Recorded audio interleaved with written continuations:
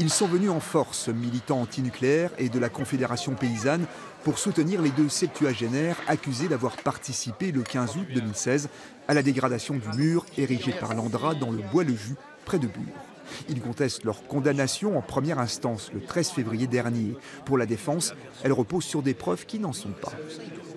Non seulement je dis que c'est pas lui sur les photos, mais en plus, même à bien regarder les photos, il n'y a pas la moindre preuve d'une infraction sur les photos. La personne qu'on a pris en photo, elle-même, ne commet pas d'infraction.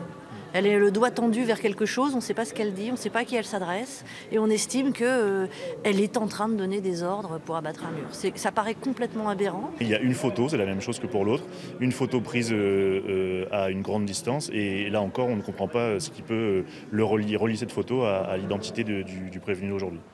Si les deux militants assument leur engagement contre le projet Cigéo et reconnaissent leur présence sur les lieux, ils contestent être les auteurs des dégradations commises sur le mur. Pour Christian Vaugin, il fallait absolument désigner deux coupables.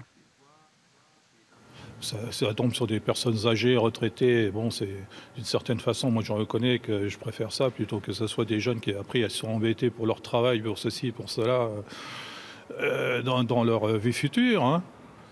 Mais bon, est-ce que prendre deux personnes comme ça, un peu ciblées, et ensuite militants, assez forts militants, ouais, c'est assez révoltant. L'avocate de l'Andra et l'avocat général ont demandé la confirmation des peines prononcées en première instance, soit 4 mois avec sursis et 3 000 € d'amende pour chacun des deux Christians. Le jugement a été mis en délibéré le 21 mars prochain.